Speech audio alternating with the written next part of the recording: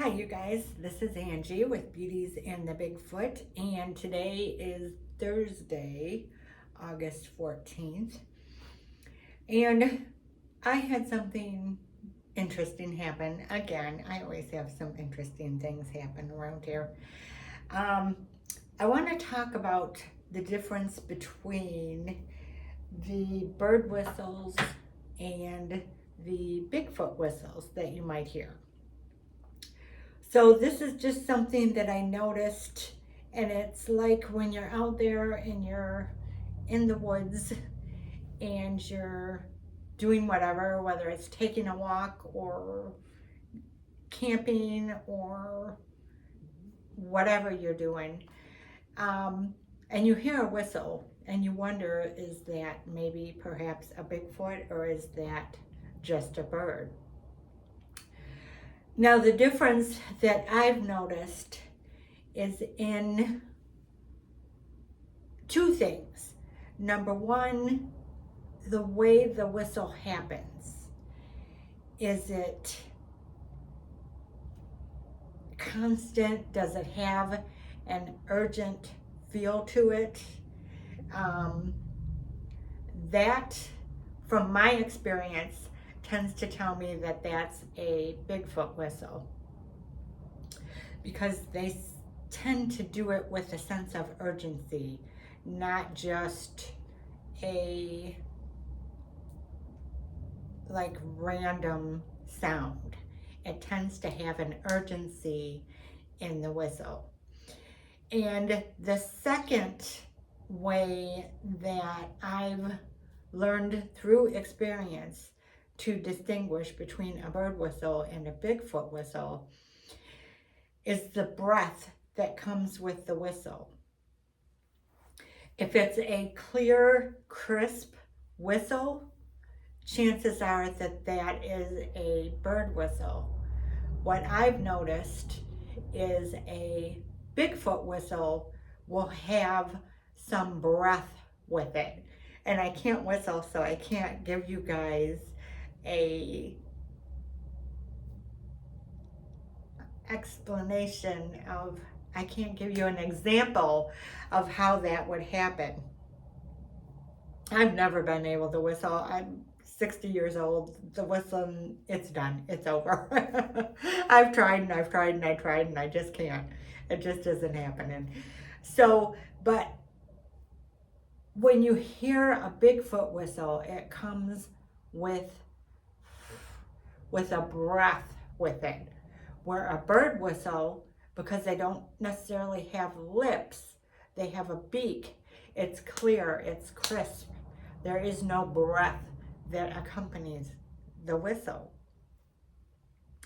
So yesterday I was taking a walk in the woods that are surrounding my house, checking the path that I keep clear. I mow it, I weed whack it. I do that so I can get through and have a clear path and don't get lost. So it doesn't go all the way through, it goes part of the way through because there is quite a bit of swampy area back there. So I just do like a little part, and when I go in, there's a part on the left that has, it's like right on the edge of my property. It has a very good energy to it. It's calm, it's peaceful, it's inviting, it feels somehow spiritual. It's like a nook. It's like a nook. So I always, and it's on the left-hand side as I'm heading east. So it would be on the north. So I always, when I come in there, I always look to see if anything's changed in there, and it brings me peace. I love this area. So I get past that area, I go around a bend, and then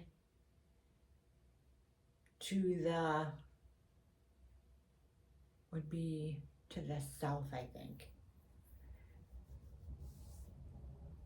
area is, maybe it's the north. I don't know.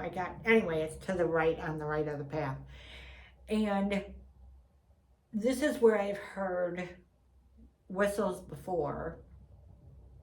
I've heard a small coyote bark, and then I've heard a whistle come from this area. So I'm walking in there, and I get like in the middle of the path that I'm walking, and I hear this whistle. And it whistled like 5 times. And I just kept walking, and it was like, I don't even know how far from the path where I was, but it was,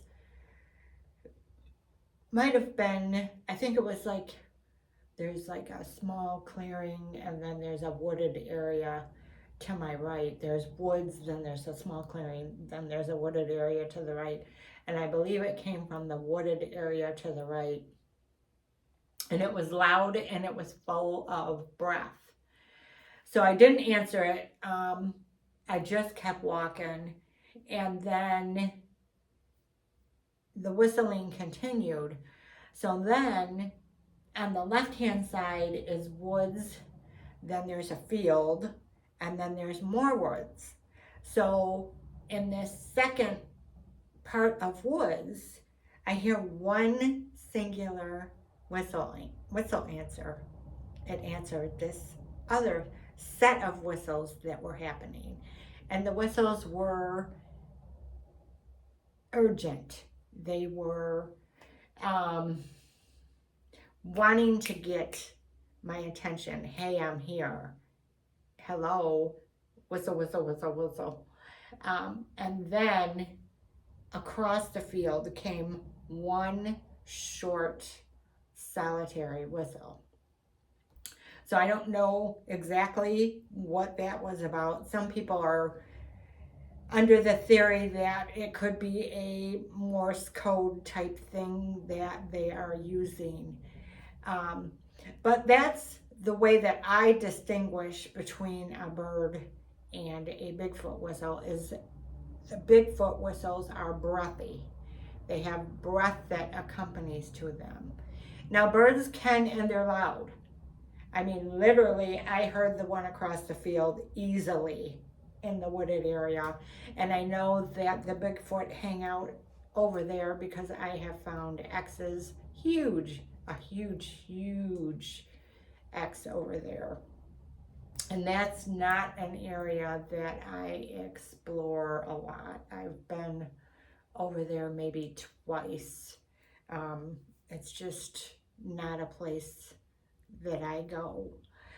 So I tend to stay more in the middle of that field or on the edge of the field and not go over into that area. Is it welcoming over there? Half and half. I mean, it's not a bad stay out vibe, but it's just feels weird going over there, so I try to stay away from that area. The right side of the woods from the path doesn't feel odd or doesn't feel like I should leave it alone or not go over there. It doesn't feel not welcoming. But I just tend to stay over on this right side more than going over towards that area. And if I do go over that area, I tend to try and not go in and stay on the edge of the wood line. So mainly because I'm not sure what the property distinctions are there. I'm not sure if that's that neighbor across the field's property and I don't want to trespass. Whereas behind me and on the side of me, I know that that is, I know who the owner of that 100+ acres is, and I feel comfortable going through there and looking around. So one of these days I'll get all the way back there, but I tend to go so far and then stop. So the one thing that is a bummer to me is there's no streams or rivers going through there or creeks. I would love it if there was a creek back there, but there is not in this particular area. So maybe on that other side there may, I believe there's a creek back there, but I'm not for positive. So, but I wanted to come on here and explain to you guys my experience and what happened when I was in the woods. Also, when I turned around and when I got to a certain point, I got the mind speak, go no further. So I stopped because there's usually a little bit more of an area that I can go to. And so I said, well, I'm just going to go up a little further and then I'll turn around and I'll go back. And that's what I did. So then I was walking around my property. Right on the edge of that wood line, I heard like 4 knocks. Boom, boom, boom, boom. 4 wood knocks. And they were really loud, and it was like an excited wood knock. It was not get out of here, don't come back in here again. It was like, okay, we saw you, we knew you were here, and we are here. And it was just in the wood line from my property. Also, I did want to say, which this might have been why the wood knocks happened, is because when I came back down the path out of the woods, I went into that area that always makes me feel so peaceful and that I love. And I just kind of stood in there for a minute and looked around, and there was nothing new that happened. Sometimes I find in certain areas that they'll do like a cleanup type thing. One year, Olaf's playroom was entirely cleaned up. Everything was like picked up off the ground. All the sticks, there were no sticks on the ground anymore. There were still structures by the trees, but there were no, the debris was cleaned up. So then in the past month or so, part of behind the gifting table that I have back to an area which is a trail, which is a deer trail, was completely cleaned up of debris. So maybe they get bored and they want to clean up and they want it to look nice. I'm not sure, but I know that particular deer trail, I have been told through the mind speak to stay off of.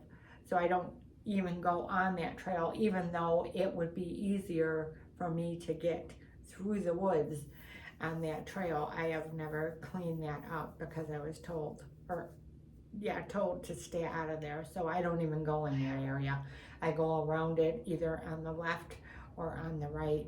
On the left, walking the wood line, or on the right through the path that I cut through the woods. So I did go there, and I stood in that little space for a little bit and just soaked up the energy because it felt so good. Peppers wants to say hi to everybody. She loves to get on the camera every time, rubbing on my feet, laying down by the thing, by the edge of the tripod. So, hello. Well, she smells my fruit snacks. Say hi to the people. She's just purring away. She's a chunky monkey. Okay, down you go. All right, so that's all she wanted. Now she's gone. So that might have had something to do with the wood knocks that I experienced. The fact that I went in there and stood for a little bit. So the wood knocks came right from that area, and they were like an excited wood knock, not a wood knock warning me to stay out of the area, or it didn't have that type of feel to it. So, and that happened yesterday. That was what I experienced yesterday. And then of course every night between 9 and 10 o'clock, a pebble or one of those sugar maple seed pods get thrown at my house just to let me know they're there. And I realized a pattern. So that's how I know that it's the Bigfoot that's doing it, because it happens every night between 9 and 10 o'clock. And I know them to be a pattern type of individuals. They like patterns, they like consistency, they like routine, I should say routine. So this is how I know that it's not just a random act or wind happening, because it happens consistently every night between 9 and 10 o'clock. So it's just their signal, we're here, passing by, thinking about you, whatever it is. So, and I also did have a bang last night.